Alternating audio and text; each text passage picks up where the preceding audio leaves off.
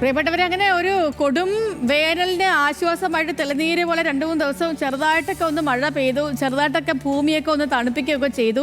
അപ്പോൾ വീണ്ടും മഴ ഉണ്ടാകും എന്നൊക്കെ പ്രതീക്ഷിച്ചിരിക്കുകയാണ് നിങ്ങളെങ്കിൽ തെറ്റി ഗൈസ്. കാരണം സംസ്ഥാനത്ത് മഴ മാറുന്ന സാഹചര്യമാണ് എന്നാണ് ഇന്നത്തെ കാലാവസ്ഥ റിപ്പോർട്ട് പരിശോധിക്കുമ്പോൾ മനസ്സിലാകുന്നത്.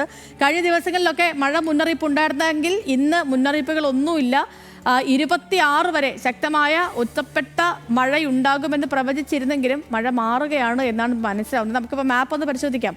ഇന്നത്തെ മാപ്പ് വന്നപ്പോൾ കണ്ടില്ലേ, നല്ല പച്ചിച്ച് നിൽക്കുന്ന മാപ്പാണ്. ഒരു ജില്ലകളിലും അലേർട്ട് ഒന്നുമില്ല, എല്ലായിടത്തും ഗ്രീൻ അലേർട്ട് നിലനിൽക്കുന്ന ദിവസമാണ്. ചില ജില്ലകളിൽ മണിക്കൂറിൽ 5 മില്ലിമീറ്ററിന് താഴെയുള്ള ഒറ്റപ്പെട്ട നേരിയ മഴയുണ്ടാകാനുള്ള സാധ്യതയുണ്ടെന്ന് റിപ്പോർട്ടുകളുണ്ട്.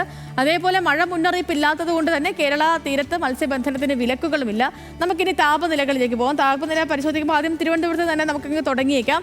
തിരുവനന്തപുരത്ത് ഉയർന്ന താപനില 34 ഡിഗ്രി സെൽഷ്യസ് ആണ്, കുറഞ്ഞ താപനില 23 ഡിഗ്രി സെൽഷ്യസും. കൊച്ചിയിൽ കൂടിയ താപനില 32, കുറഞ്ഞ താപനില 26. കോഴിക്കോട് ഉയർന്ന താപനില 38, കുറഞ്ഞ താപനില 23. അതേപോലെ കണ്ണൂർ കൂടി പരിശോധിച്ചാൽ കണ്ണൂരിലെ കൂടിയ താപനില എന്ന് പറയുന്നത് 35 ഡിഗ്രി സെൽഷ്യസും അതേപോലെ കുറഞ്ഞ താപനില 25 ഡിഗ്രി സെൽഷ്യസുമാണ്. അപ്പോൾ ഇങ്ങനെയാണ് ഇന്നത്തെ താപനില. അപ്പം ചൂടുണ്ടായിരിക്കും ഇന്നത്തെ ദിവസം. കുറഞ്ഞ താപനില ഇപ്പോൾ കണ്ണൂരിലെ തന്നെ കുറഞ്ഞ താപനില 25 ഡിഗ്രി സെൽഷ്യസ് എന്ന് പറയുമ്പോഴത്തേനും നല്ല ചൂട് അത്യാവശ്യം പ്രതീക്ഷിക്കേണ്ട ദിവസമാണിന്ന്. പിന്നെ മഴ മുന്നറിയിപ്പൊന്നും ഇല്ലെങ്കിൽ പോലും പുറത്തൊക്കെ ഇറങ്ങുമ്പം കാറിലും വണ്ടിയിലും ഒക്കെ ഒരു ചെറിയ കുടയൊക്കെ എടുത്തിട്ടേക്കൂ.